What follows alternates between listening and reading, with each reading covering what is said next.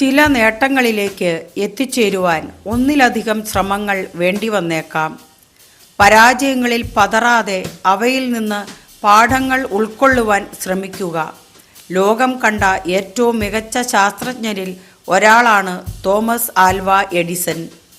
Filament lamp എന്ന അദ്ദേഹത്തിൻ്റെ കണ്ടുപിടുത്തം ലോകത്തെ തന്നെ അന്ധകാരത്തിൽ നിന്ന് അക്ഷരാർത്ഥത്തിൽ ഉയർത്തിയ ഒന്നായിരുന്നു.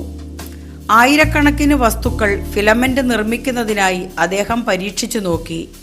ഓരോ തവണയും പരാജയപ്പെട്ട അദ്ദേഹം വീണ്ടും തൻ്റെ ശ്രമം തുടർന്നു.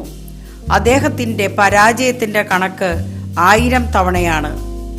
ഒടുവിൽ ടങ്സ്റ്റൺ കണ്ടെത്തുകയും അതുകൊണ്ട് വിജയകരമായി ഫിലമെന്റ് ഉണ്ടാക്കുകയും ചെയ്തു.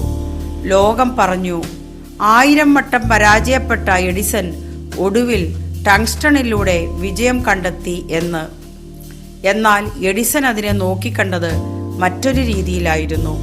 അദ്ദേഹത്തിൻ്റെ ഭാഷ്യം ഇതായിരുന്നു: ഒരു ഫിലമെന്റ് ബൾബിലെ ഫിലമെന്റായി ഉപയോഗിക്കാവുന്ന ഒരു മൂലകവും അതേ ആവശ്യത്തിന് ഉപയോഗിക്കാൻ സാധിക്കാത്ത 1000ഓളം വസ്തുക്കളും ഞാൻ കണ്ടെത്തി എന്ന്. നാം എല്ലാം പരാജയമായി നോക്കിക്കണ്ടവയെ അദ്ദേഹത്തിൻ്റെ കാഴ്ചപ്പാടിൽ വിജയങ്ങളെന്ന് വിശേഷിപ്പിക്കാം.